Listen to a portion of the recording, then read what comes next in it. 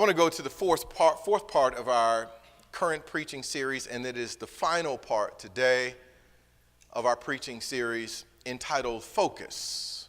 Somebody say that with me, focus. We started off 4 weeks ago talking about how it is oftentimes at the beginning of the year that we come up with all sorts of resolutions and make all sorts of plans. And the question is, are these priorities? What are the value in our plans? And then secondly, how will we carry these plans out? What is our determination? What is our plan to be successful in the planning? And yet we realize that oftentimes we come up with these agendas and they're not necessarily the heart of God. I think if we're going to talk about what's the priority, we need to ask God, what is it that's priority for you? What should I center my life on? That should be my focus. That is where I should set my gaze. And so as we're talking about focus, the first week, we looked at Psalm 73, and the psalmist says, I almost lost my footing. I lost my step. And this is how he said he did it. I started looking at those around me, especially the ungodly, and seeing how they were prospering. And yet those of us who have surrendered our lives to Christ seemed like we were the ones that did not receive the benefits. And I made this point that where he went wrong was not looking at others, but taking his eyes off of God. The principle is whenever we take our eyes off of God, we lose our footing and we lose our spiritual balance. I want to go deeper as we close out today. We talked last week about the disciples' focus is being Christ-centered, and being Christ-centered simply means that we are cross-centered. Christ and his cross become the crosshairs and where we focus our vision in our hearts, our souls. And so that everything we do is Christ-centered, which means cross-centered, which means that in following Christ, we need to pick up our crosses on a daily basis. It involves, if you will, sacrifice. It involves oftentimes pain and being misunderstood. But at the same token, wherever there's the greatest challenge, how many of y'all know there's also the greatest reward? And so therefore, God has given us, his people, the greatest reward, the greatest joy, the deepest satisfaction. Now I want us to look at, as we close out this series on focus, what is the church's ultimate focus? What is our ultimate focus, and what should be our focus? And the constituency of the church is made up of Christians. So what should be our focus? I read a story on this past week about a grocery store owner who decided that he wanted to ban customers from coming into this store because they were rude, they had bad manners. And he started one step at a time. First of all, he put signs up and he banned smokers from coming into his store. We can understand that. Secondly, he started banning people using profanity, and so we can understand that. Then he started getting kind of ridiculous. He banned baby strollers. He banned them from then bringing kids in, period. He banned people in who weren't using cash versus checks or credit cards. Before long, he had closed the doors to his business and put a window, if you will, on the outside so people could look through that little glass, tell him what they wanted.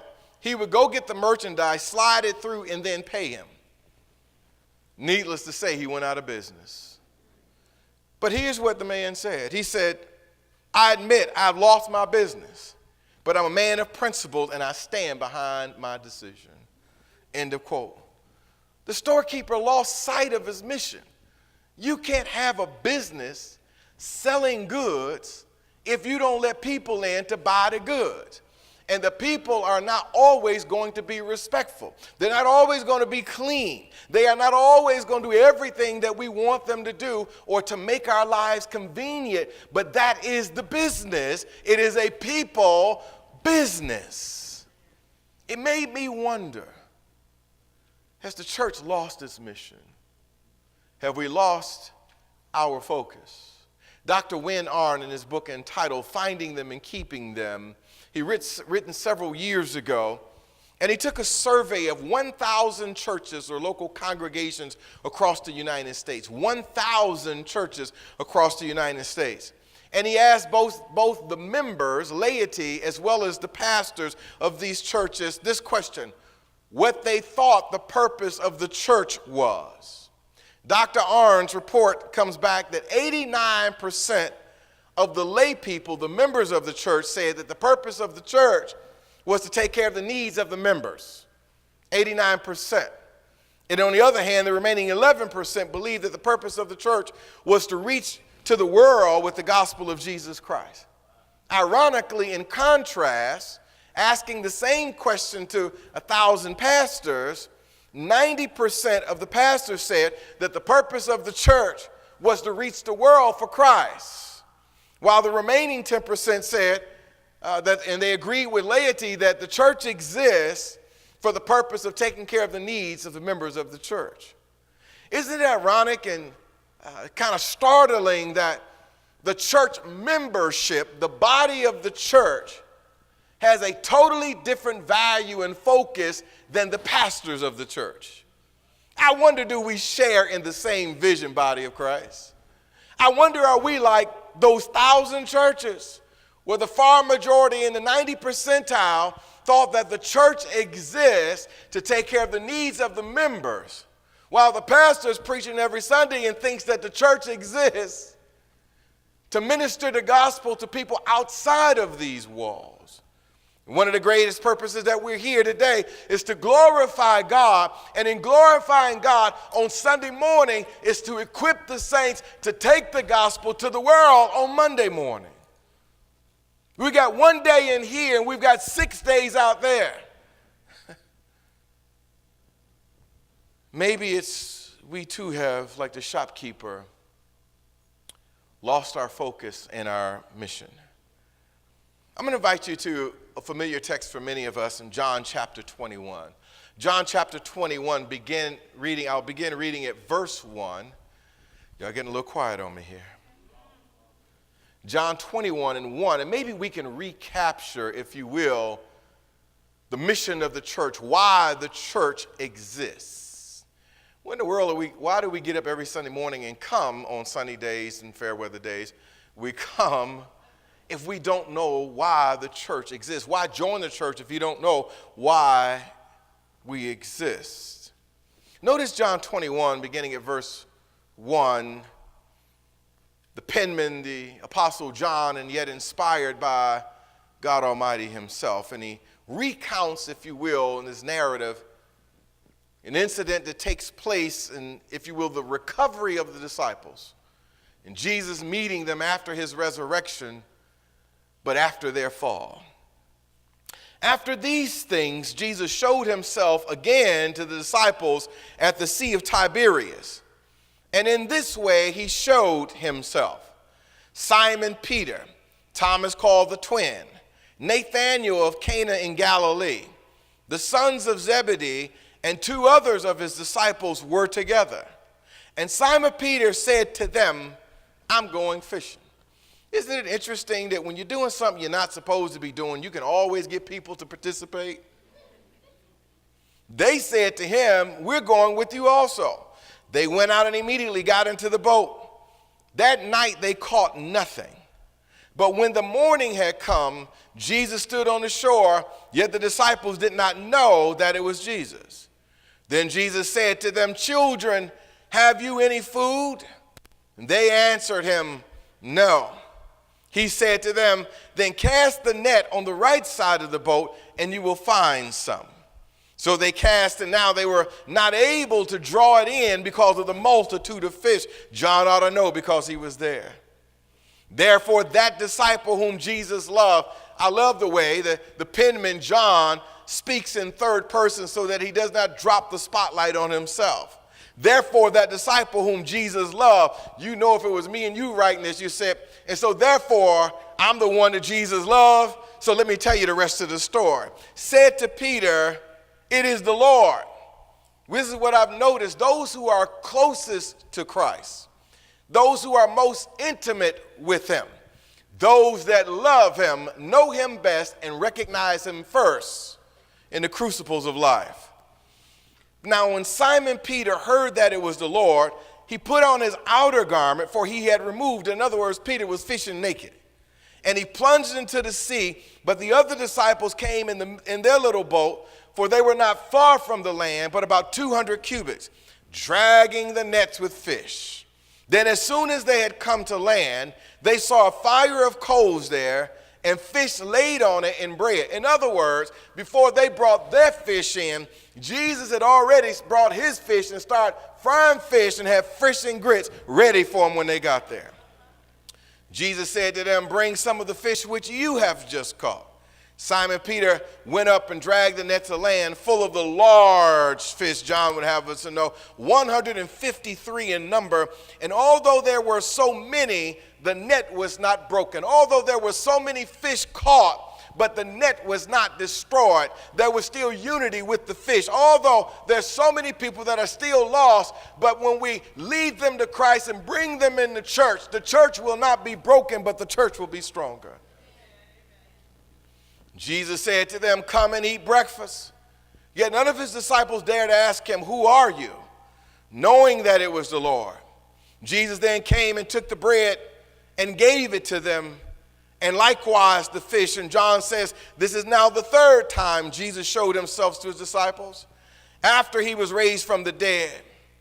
If I could tag this text today, I like to tag it focused from the inside out.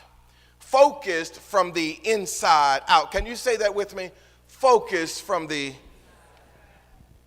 reality is the disciples of Christ, they're in a bad way. Jesus knows it. First of all, they witness, even at a distance, the death of Jesus Christ.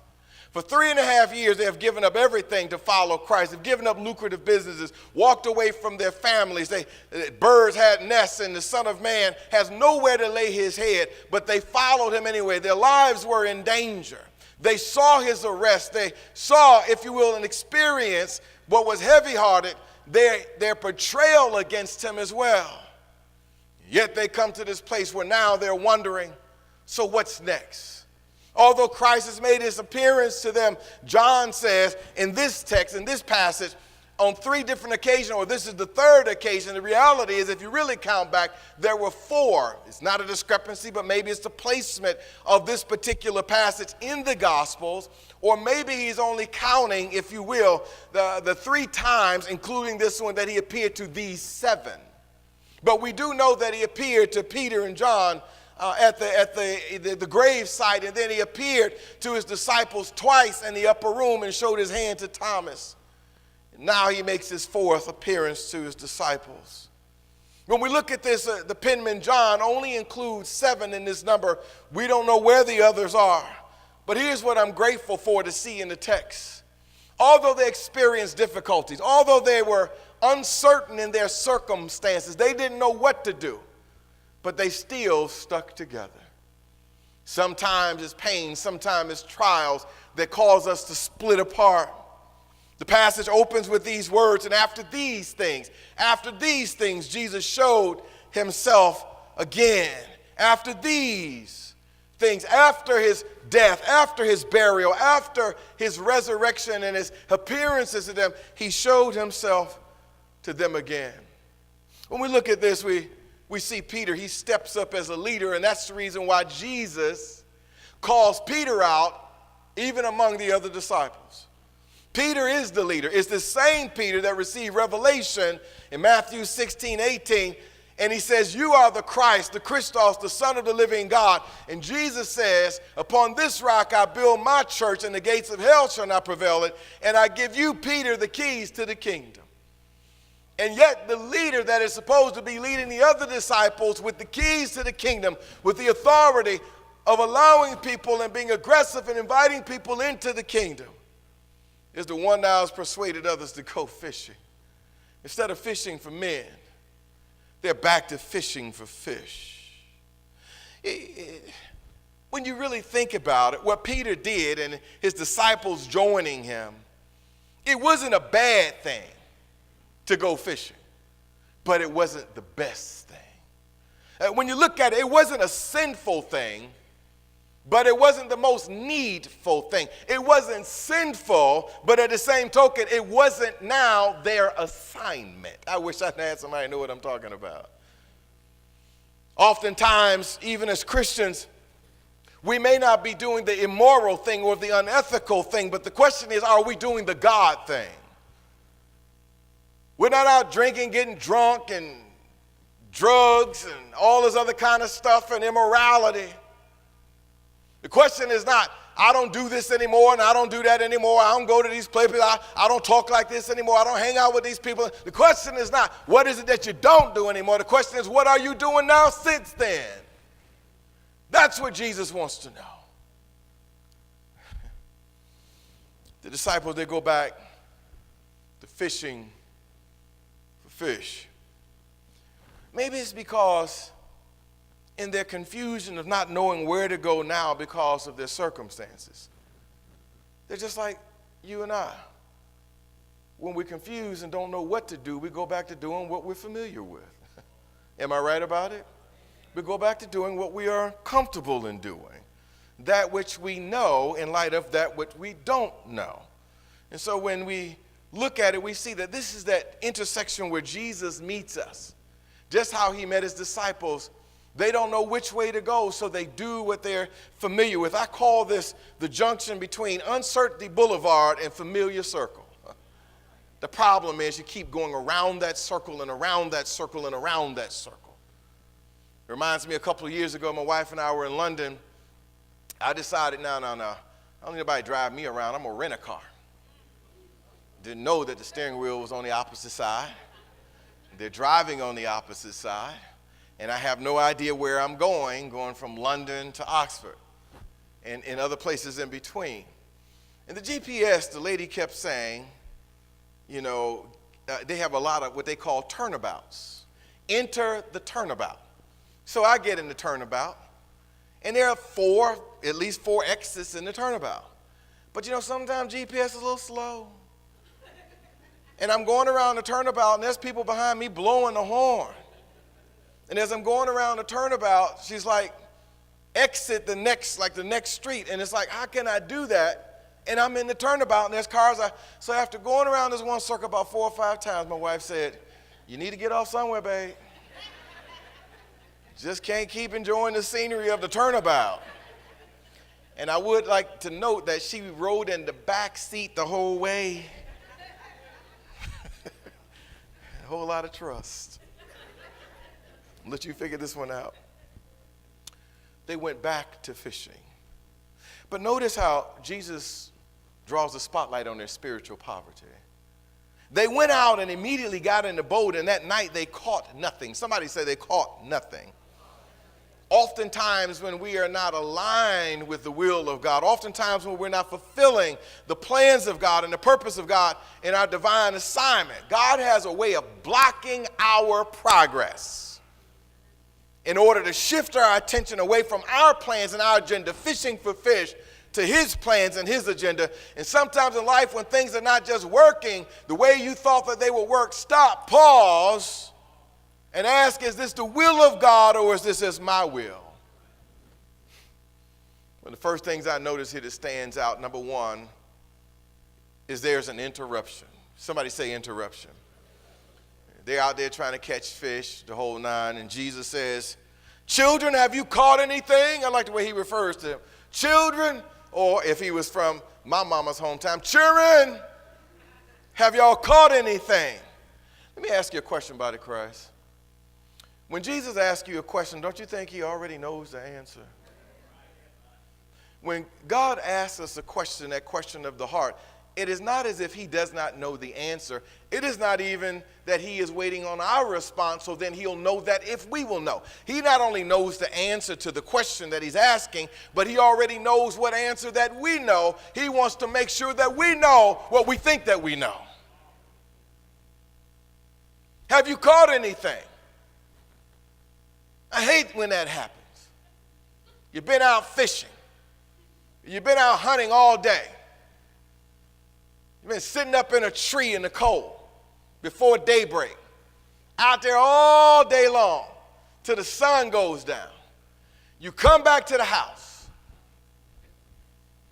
and you ain't got no rabbits in the bag, and you ain't dragging no deer in the house behind you. And the family asks, did you catch anything?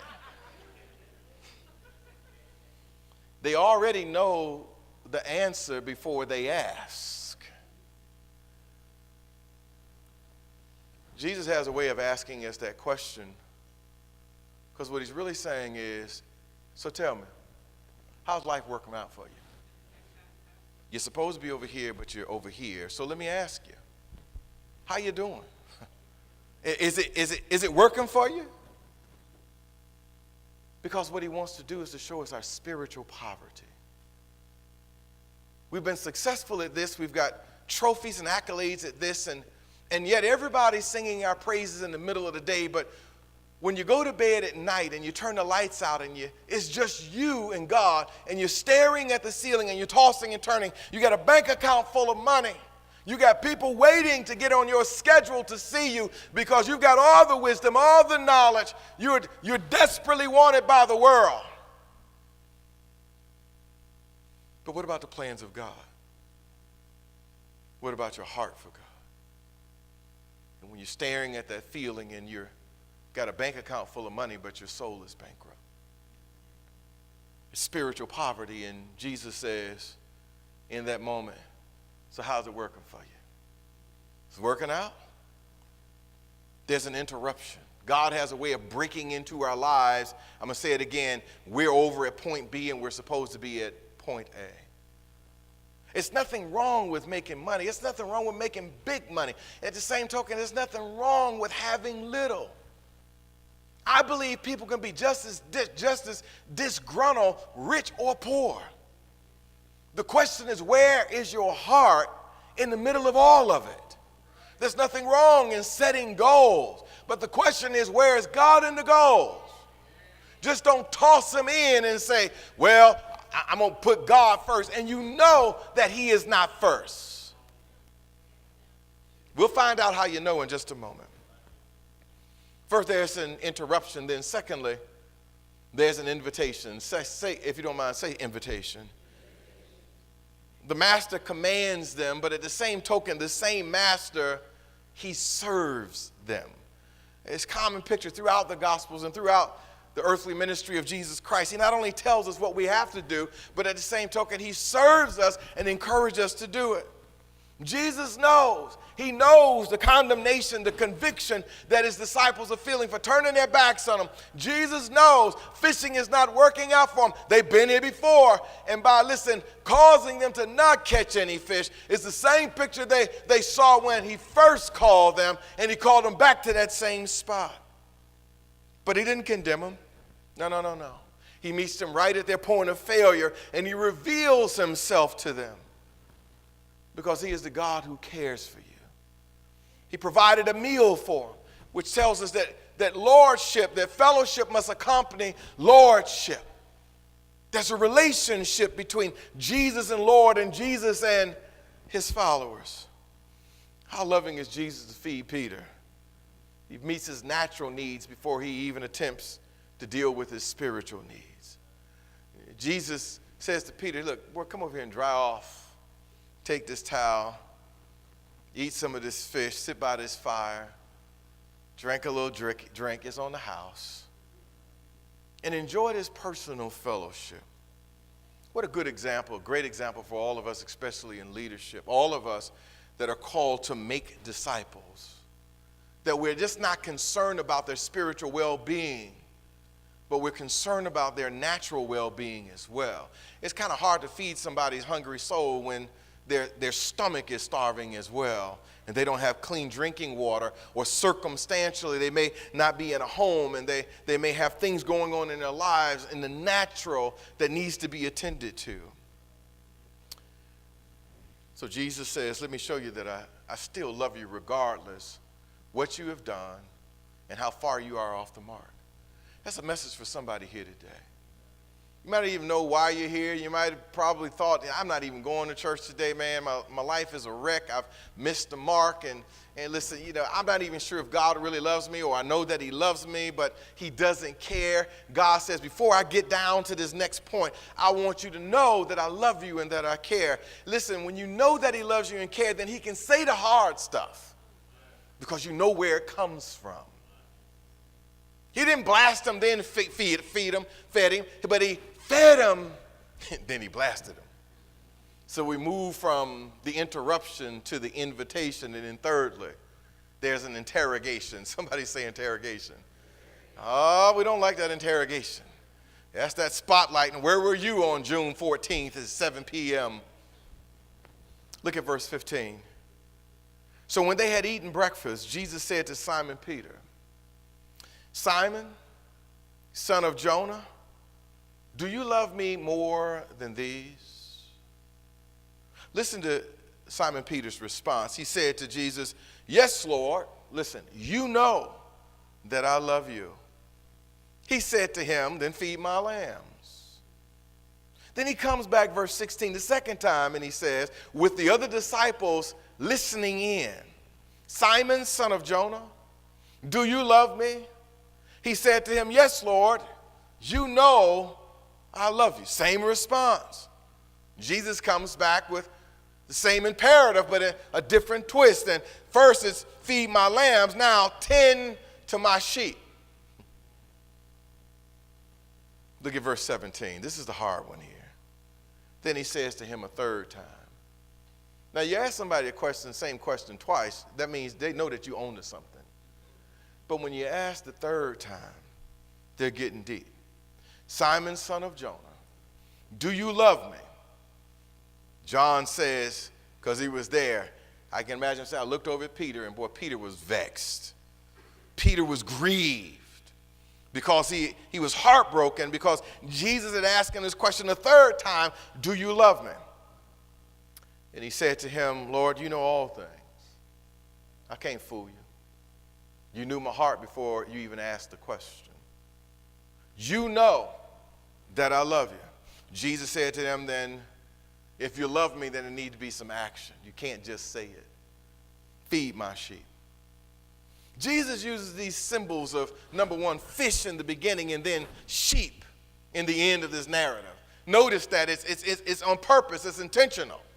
For 3.5 years, that's what he showed them, fish, and then he showed them sheep. There was fish at the first initial of their calling, and then now there's the tending of the sheep. Feed my sheep, tend my sheep, take care of my sheep, nurture my sheep. I'm showing you how to do it now. You can't take care of the sheep until you catch the fish. In other words, what he's saying is there must be a priority in evangelism leading the lost to Christ, catching fish, fishing for men. But after you fish for men, you can't just drop them off at the church. You need to tend my sheep, feed my sheep, love on my sheep, nurture my sheep. Now Jesus is about to move from caregiver to cardiologist. I done fed you, I done dried you off, made you warm and comfortable, let you know that I love you, you're forgiven. But now we're about to dig and probe into your heart. I call you to fish for fish, or fish for men. And you're back fishing for fish. You missed the mark and you missed the mission. So what I'm going to do is I'm not going to tackle this and examine this on the surface. I'm not going to look at your calendar and so you can explain to me, well, I was going to do this, but this came up on this day, and then I had a meeting with this, and then, Thomas, he had this going on. He had to go to the doctor's office, and Matthew went back to see if he gets older. No. He says, this is what I'm going to do. We're going to take a look at your heart. We're going to take a look at your heart. God has too given us a mission. He's given you a mission. He's given me a mission. He's given this church a mission. He's given every local church a mission. And the purpose of the church, what is the purpose of the church? The church exists, listen to this carefully, for the Great Commission. The mission has never changed. The methodology might change, but the mission never changes. What is the Great Commission? Matthew 28, Beginning with verse 16, Jesus said to the disciples, what is this parting words, if you will? Here's my final instruction. This is what I want you to do. This is your mission. This is your divine assignment if you want to know what you're supposed to be doing. And it wasn't just to the immediate, to the 11 or to the 12. This is for the church. He is the head of the church. We are the body of the church. They were the authority of the church. Why do we get out of our beds? Why do we exist? Why do we sign our name on a dotted line and say, I'm a member of a church? Why do we get saved in the first place? What is the purpose? Matthew 28:16, it says, then the 11 disciples went away into Galilee to the mountain which Jesus had appointed them. They're on top of the mountain. When they saw him, they worshiped him, but some doubted. They saw him. It's always that compilation of people. Some saw him in worship. Some saw him and doubted. Let me add the third component. Some were like Peter. They worshiped while they doubted, and they doubted while they worshiped. In the church today, we got a lot of doubting worshipers. You have a devotion toward God, but there's no evidence of our love. I've called you to fish for fish. Fish for men, rather, and you're fishing for fish. Notice what Jesus says, verse 18. Jesus came and spoke to them, saying, all authority has been given unto me. And it's not just given to me in earth, but in heaven and on earth. So I'm telling you something. This is divine authority. So therefore, go and make disciples of all the nations, baptizing them in the name of the Father and of the Son and of the Holy Spirit, teaching them to observe all things that I command you. And in case you're wondering how we're going to do that, that assignment is too big for us. God will never tell us to do something that is man's size. If it comes from God, it's always going to be bigger than us because it's God's size. He's always going to give us something that will swallow us up. It will drown us. So we realize that his grace is sufficient and his strength is found in our absolute weakness. That he's glorified in our weakness. So he says, all authority has been given to me, and I'm authorizing you, I'm appointing you, I'm commanding you. This is your divine assignment. This is the mission for the local church. This is the mission for every single Christian, singly and collectively. Don't get this twisted. Go into all the world. The first word is to go. And that doesn't mean to go and come to church. We don't even have come to church, let alone leave the church and go into the world. If you can't get here, we're certainly not going there. And make disciples. You nurture. You catch the fish, and then you make disciples. You nurture them like sheep, and you feed them. You take care of them. You lead them, guide them. And you go all into all the nations doing that, baptizing them, help them to discover their new identity. That's what that means. And then you teach them to observe the same things that I taught you. You say, how am I going to do that? It's because he says, lo, I'm with you always, even to the end of the age. In other words, it's not you, but it's me in you. If you're willing to submit yourself to me. Let us stop singing, I give myself away. And the truth is, we're not. We're giving pieces to him. Chosen pieces. So delicately decided, we give him what we don't want and we keep what we want for ourselves. But we're not giving ourselves away. Like Peter, we too have missed our divine assignment. Look at what we turn the church into.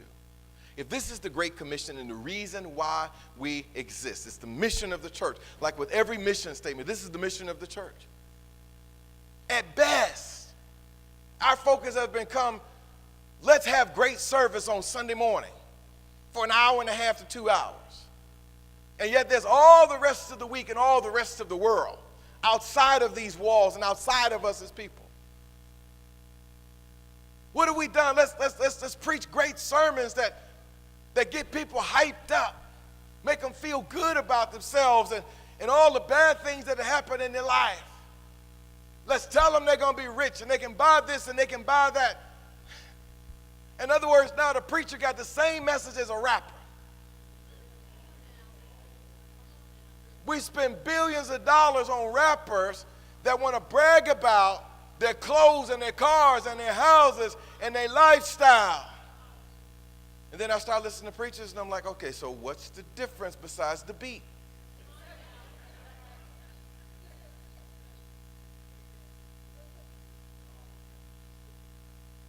And the preachers say that if you have faith and you live like me, then maybe one day God will bless you. Nada. He'll never bless you because you'll never have the faith I have. You'll never be in the same place and as close to God as I am. And plus, since you're putting all the money in my pocket and you're getting broke and I'm getting blessed, then you will never be as big as I am. So don't think about it. Just try to get as close as you can by making much of me.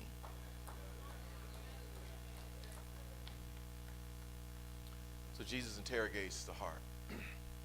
And he asks Peter one of the most important questions in life, period. The most important question in life is not what career will I embark upon. Well, not what school will I attend. What will I major in? Will I get married? If I get married, who will I marry? Where will I live? What company I'd like to work for? What kind of residence I'd like to live in? What kind of car I'll drive? What kind of money I like to have in my retirement? That's not. It's not even what church am I going to join. No. How am I going to serve it? That's not the most important questions. The most important question, and this is one of the two. He had already asked him the first and most important of the two most important questions, and that is this, the twin question. Number one, Jesus already asked, who do you say that I am? Who do you think that I am in your heart? Tell me who you really think that I am. And it's funny, we have one answer while we're in church on Sunday morning, but when we are going through difficulties, we come up with a different answer.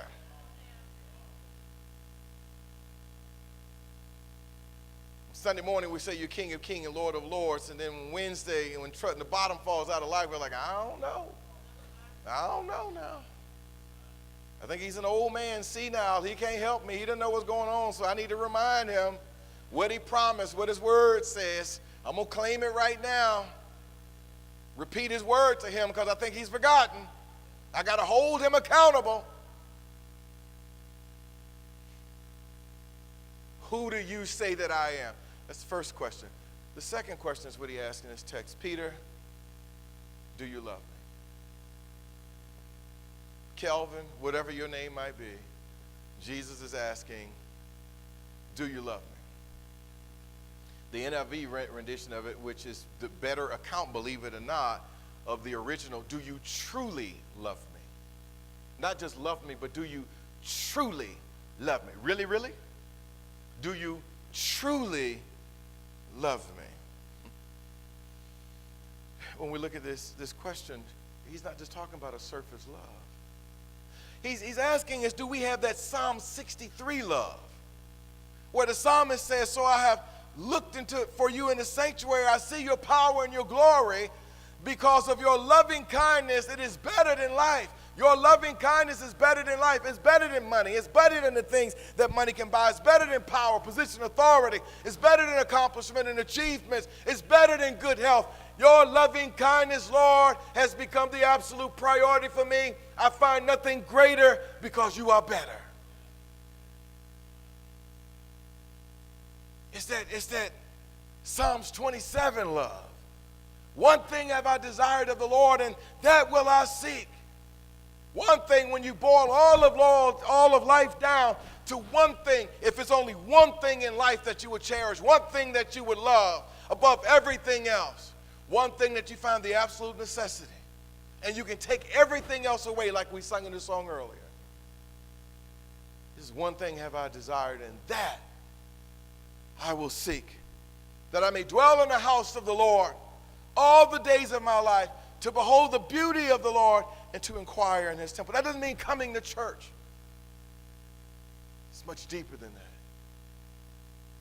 It's when I look at rainy days, I see God in it. When I look at sunshiny days, I see God in it. When my bank account is in the black, I see God in it. When my bank account is in the red, I sure enough see me some God. It's when I'm well and I got a great report and my blood pressure, everything is just fine. I see God in it. And it's when they say that you come here by yourself because you're going to need a ride home. But I see God in it. See God in it when the baby's born, but I see God in it when we have to bury the baby. We always say in the church that God is good, and my question is he? I'm just asking. God is good all the time, all the time. Is he? Is that the way we live? I'm not saying that is that what we say, but is that how we live? But he didn't ask Peter, do you love me, just once. He asked him not just twice, but he asked him 3 times. But why? Why ask Peter this question? Why didn't he just ask Peter, Peter, are you committed to me? Peter, are you devoted to me? Peter, are you a loyal follower of me? No. Peter, are you my disciple? Peter, are you my apostle? No. He said, Peter, do you love me? And here's the reason why he asked him that question. It's because anything that we'll ever do for God and anything that we'll ever do in this life is based on our love for that thing. Wherever our treasury is, that's where our heart is at. If you want to know where your heart is, ask what it is that you are treasuring. What's most valuable? What do you spend most of your time? What do you get most passionate about when you start talking about it? Do you love me? Do you love me? Then how in the world did you go back to fishing for fish? How in the world did you go all the way back to Galilee? Now these men are encouraged to follow you because you're a leader. And now they're fishing for fish. When you're supposed to be fishing for men, you're supposed to be carrying out the mission. What happened? So Jesus didn't want to again deal with the surface stuff. He says, what happened to your heart? Where is your love? We don't have a calendar problem. We have a heart problem. We don't have a money problem and a giving problem. We got a heart problem. We don't have an attendance problem. We got a heart problem. We don't have I'm afraid of being rejected. That's why I don't share the gospel with other people. We don't have an inferiority complex. We got a heart problem. We really do. Because there's some stuff that we're just downright afraid of in life. Some of us are scared as heck getting on a roller coaster. You're shaking all while you're in the line. No, you can go before me. You go. And you ride the roller coaster, turn upside down, all your money fall out your pocket, stood in the hot line for 2.5 hours, turn you upside down and flip you inside out for 90 minutes, and you get off and get right back in line again. The very thing that you're afraid to do is the thing that you're most excited about doing. That's the Christian life. That's the Christian life. Some people that are afraid of flying, they're afraid of cruises, they're afraid of whatever. And then once they do it, it's like, oh my God. They're expert on it. Girl, you get on that boat, you don't even know you on a boat. There's a difference between a boat and a ship. Y'all know that, right? Yeah, if you ever look at a ship, they have boats hanging off the sides of it. And if the ship goes down, you get in the boat. But you'll never find a ship hanging on a boat. Y'all got what I'm saying? That's the difference. They knew that Jesus was alive and well. He appeared to them several times before. We know that Jesus is alive and well. Have I got a witness? They know what Jesus had done for them, that he died for them, that he had taught them, that he had ate with them, eaten with them, and slept with them. How did they go back to fishing fish? You can understand that our obedience is founded on our love for God. If you love me, you'll obey me. That's what he says. Even with God, you got to understand that the glory of his love is expressed in his sacrifice. You know what Romans 5:8 says? Paul said it this way, but God demonstrates his own love towards us in that while we were still sinners, Christ died for us. How will we know the depth and the magnitude of God's love if he hadn't demonstrated it to us? And how would he demonstrate the glory of his love without some type of physical representation, some type of act? Not love as a noun, but love as a verb. He sacrificed his own son, and his son sacrificed his own life. But listen to this. John wrote and he said, the same John, in his first letter, he says, we love him because he first loved us. In other words, listen to me carefully. Watch this chain of events. God demonstrated his love to us while we were sinners, jacked up, messed up, from the toe up, couldn't do anything about our situation. He didn't wait till we got our act together. He didn't even wait to see, if you will, if I use it, although he's all foreknowing God, who's going to serve him and follow. He didn't do it on that basis. He died for us regardless. Because he loved us first. But that love was designed to be reciprocated. It is a reciprocal love. In other words, if I loved you, I not only love you to save you, but I love you to enable you to love me back. It's not only a salvific love, but it's an enabling and equipping love. In other words, we could not love God, not unless he loved us first. But when he loved us first, he deposited his love inside of us, and his love inside of us is designed to enable us to love him in return. But not just to love him in return, but to love others as he has loved us. We love because he loved first. The love of God towards us precedes our love toward him and for him. And because of that, we're indebted to his love. God loves not only with a saving love, but with, again, an enabling love. So listen to this carefully. We can't say that we love him and don't love his brothers and sisters. Don't love the same people that he died for that are in the world. The Great Commandment, Great Commission rather, is founded upon the Great Commandment.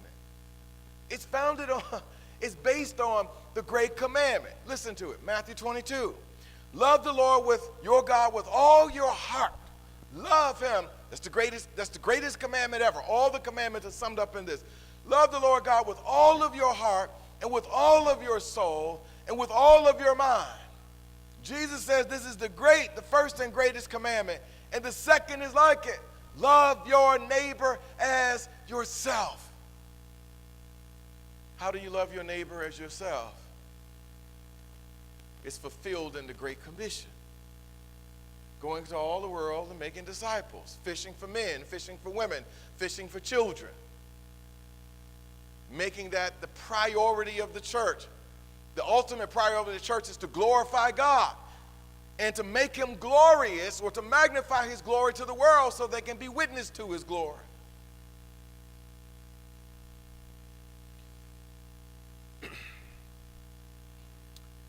But you know, I'm learning from Jesus. It's getting quiet in here, so I better break out with this point. Jesus didn't motivate people to do what they were supposed to do by beating them over the head. I don't know where pastors get that stuff from. When he wanted people to give, he didn't motivate them to give by breaking their arms to give. He wanted folk to love, he wanted them to serve, and he wanted them to fulfill his commandments. It's not the way he did it. What he did was, he showed them and shared with them, listen carefully, the ultimate purpose of why I'm telling you to do this and the ultimate privilege that comes along with that purpose. I'm going to say it again. He showed them, I'm going to give you the inside scoop, as he says, of the ultimate purpose and why I'm telling you this, but I'm going to also share with you the ultimate privilege in doing it. So with that being the case, he didn't beat up on Peter. There was something that he wanted to give Peter and his disciples that they didn't have, and you can tell it. It was joy. Listen carefully.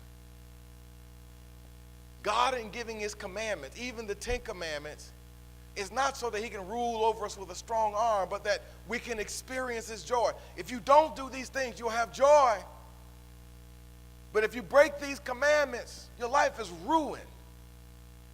You'll live in utter sorrow until you get it right with me. So God's motivation for including us in his plan and for our participation and for our motivation is so that he can share his joy with us and that we can be partakers of his joy. You say, well, I need some word on that. Word to Big Bird. Listen up, John 15, verse 10. Listen what Jesus says. If you keep my commandments, you hear that? Not just the laws and rules, but what it generically means, whatever I'm instructing you to do, if you keep that, you will abide in my love. The only way you can keep it is abiding in my love. Obeying rules is not evidence that you love God. But he says the evidence that you love me is that you obey the rules. Did y'all catch that? It is not in the obeying of the rules that we love God. But if we truly love him, it is evident because we keep his word. We hold it close to us. Jesus says, if you keep my commandments, you will abide, you will live in, you will bask in my love, just as I have kept my Father's commandment and abide in his love. Listen, these things I have spoken to you. The reason why I'm telling you this is that my joy may remain in you and that your joy may be full. Don't make me shout up here. The reason why I'm telling you this, why I'm giving you this commandment, he says, is that my joy, the same joy that I got in obeying the Lord, the Father, you will have that same joy deposited in you, and I'll keep your joy full and running over. He said, this is my commandment. You want to know how you get that joy? That you love one another as I have loved you. You see how it's all based on love? Greater love has no one than this, than to lay down one's life for his friends. You are, listen to this word friends come into the picture. You are my friends if, condition, you do whatever I command you. No longer do I call you servants or slaves, for a servant does not know what his master is doing. A servant, a slave, has no idea why his master is telling him to do something, because when you are a master, you don't explain anything to your slave. You just say, go, do it, or else. But Jesus says, listen, but I have not called you slave, but I've called you friends. A friend will let a friend in on what he's doing and why he's doing it, so you can have the same joy that the friend has. You know, sometimes I wish I wrote the Word of God for myself so I can take the credit for it. Paul said to the Philippians who were going through hell and back, in Philippians 1:25, and being confident in this, he said, this is why I'm hanging around y'all. This is why I'm ministering into. This is why I put my life on the line. This is why I'm writing from a prison cell. And being confident of this, I know that I shall remain and continue with you, all for your progress and joy of faith. All for the reason why I'm here and I'm making this sacrifice. Paul says, I'm experiencing the joy of Jesus, but he wants you to have that same joy. He wants your joy to be full. How is it full? Loving others as God has loved us, but there's evidence of that love. You notice, I'm going to point this out, and we're going to get out of here. All throughout this narrative, Jesus refers to Peter as Simon, son of Jonah, which means son of John. Simon, son of Jonah, or at best, Simon Peter. Remember, he was Simon before he got revelation of who Jesus was. And when he got revelation of who Jesus was, he said, you no longer be called Simon, but you're going to be called Peter, Petra, small rock. And upon this rock, me, the chief cornerstone, I'm going to put you, the small rock, and I'm going to build my church on top of it. But look at what happened when Peter had gone back to fishing fish and not tending sheep. When Peter, who has the keys to the kingdom, is not tending to the kingdom and not kingdom focused, Jesus says, I ain't calling you Peter, I'm going to call you Simon. Here's the reason why. You're acting like your daddy instead of your father.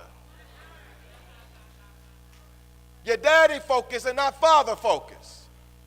So if you're going to act like your daddy, if you're going to act earthly, and that's going to be your focus and your value, your name is Simon, son of Jonah. When you get back on board and show me that you love me, I'll call you Peter all over again.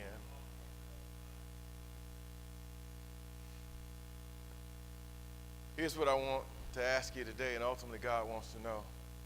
What's your name? What's your identity? Are you walking and living like you in Egypt? Or are you walking and living like you're on your way to the promised land? Are you walking like you did before you came to Christ and have the same values? Again, you may not drink, you may not smoke, you may not curse.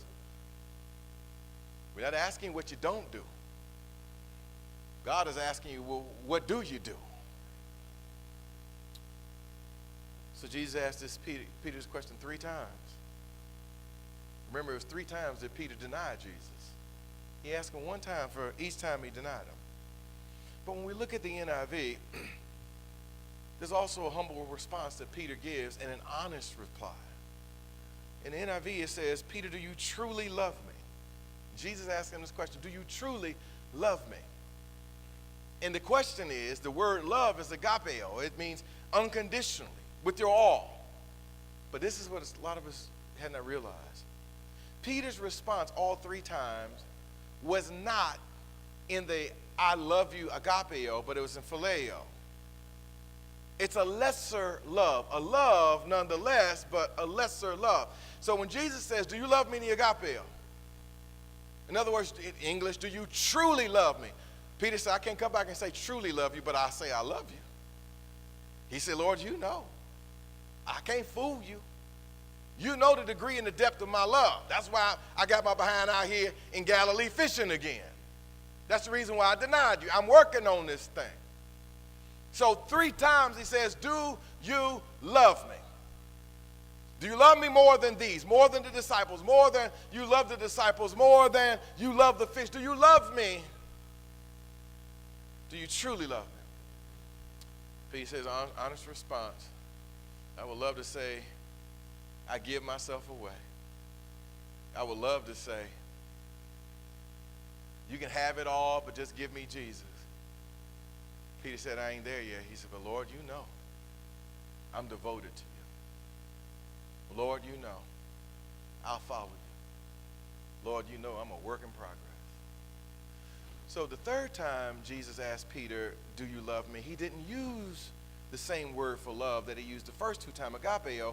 He used the same word that Peter used. He came back and said, Peter, do you phileo then? Love me. Let's just deal with you on that level. If you ain't got here yet, then let's just deal with this. He says, do you phileo love me? Do you love me like a brother then? I'm talking about like a show-enough brother. Peter said, Lord, you know all things. You know that I phileo. I love you like a brother. Jesus said, whether you love me in agapeo in the deepest love or not, you still need to feed my sheep. If you ain't got nothing but a brother's love for me, there still ought to be some response, some action, because this is what a brother would do for a brother. If you can't do it what a servant does unto his God, at least at this moment in your life where you are in this phase. Come on, y'all don't hear me, body of Christ church. You may not be ready to go to the 10, but good Lord, can you at least pull a 6.5 out of this joint? Lord, here's my heart. I'm going to be honest with you because I know you already know. You know, I'm struggling with old Bob and Billy over here. I'm struggling. I'm like the old folks. I'm struggling with Susie over there. I'm struggling with this. I'm devoted to my business. I'm devoted to my money. I'm devoted to my plans. I'm struggling. I heard this message. You know I'm devoted to you, but I'm struggling. I ain't got it up here. Jesus said, well, don't go back home knowing that you are 5 or 6 or 1 or 2 or a -10. Don't keep coming to church talking about you love me. And you ain't doing nothing about it. And you need to do more this Sunday than you did last Sunday. You got to go from phileo to agapeo. Feed my sheep. The 3rd time he asked, the text says that Peter was grieved. It means that he was hurt. Here's the reason why he was hurt. He did this in front of everybody. He asked him 3 times. He's the leader. It's like the Lord coming into church and calling the pastor out in front of the congregation. And he asked him the same question 3. Do you love, Calvin, do you love me? Lord, I already answered that twice. Can we go to my office and talk about this? Okay, hold on for a minute, Lord. Let me tell y'all. All right, to hear this, you know I love but the great physician is performing spiritual surgery. One scholar said, he used this term, he said it's joy-producing sorrow. Joy-producing sorrow. I like that. In order to produce the joy that's necessary that God wants us to share with him, his joy, he got to first bring about sorrow in order for us to have this joy. Finally, he interrupts, gives an invitation, there's interrogation, but then finally, there's instruction. Then feed my sheep. Feed my lambs. First he says, feed my lamb. That's the young tender ones. That's the ones just coming to the faith. They still kind of get a hold of it. Feed my lamb. Feed my young tender sheep. And then he says to tend to my lamb, to the ones that are more mature. But in order to do any of the feeding and the tending, you got to go do the catching. And then build relationships and pour into their lives. You know, we've missed the Great Commission because we've missed his great love. There's two great reasons why we need to tell everybody about Jesus. Listen carefully. Two very deep but yet basic reasons. Number one, there's something much worse than physical or natural death. There's something much worse than natural and physical death. And number two, there's a greater joy than the pleasures and satisfaction that can be wrought down here on earth. The first is, there's something worse than death, and that's eternal damnation and separation from God, where we will spend our lives in torment in the lake of fire, separated from God. And there is no bridging of that gap. Once it's done for all eternity. You can believe it or you don't have to believe it. But believing in that or rejecting that is just like saying, I believe that people are born, but people don't die.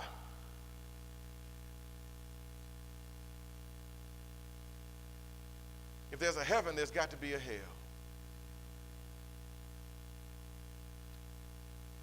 And then something that is better than human flourishing. There's something better, tell folk, there's something better than money and cars and the stuff that money and position can buy. And listen, I'm an advocate of education. I'm an advocate of promoting careers. And if you want to work in science field, you want to work in business, whatever you want to do in entertainment field, please do it. But I need to let you know that there's also something much greater than the satisfaction you get from that.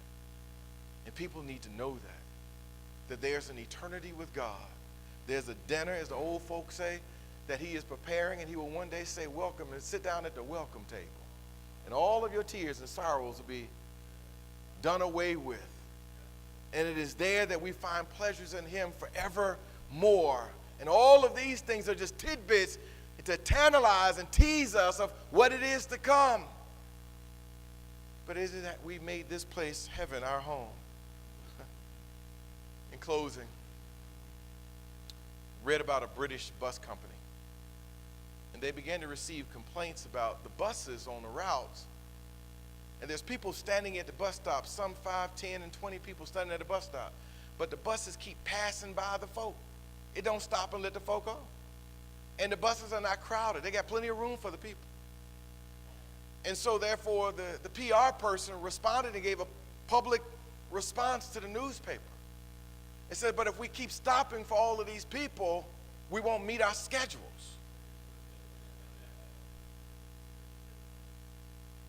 But I thought that the bus system existed to pick up passengers to take them to their destination. Not the bus system exists because they got a great program and want to receive rewards for being on time. I think the church has adopted the bus system strategy. We like our business, but we don't like people. And our business will work a whole lot better, our programs will flourish if we don't pick up people. Let them stay at the bus stop of the world, stay at the bus stop and their lostness, stay in the bus stop of their problems, because Lord knows we don't need those problems up here in this church.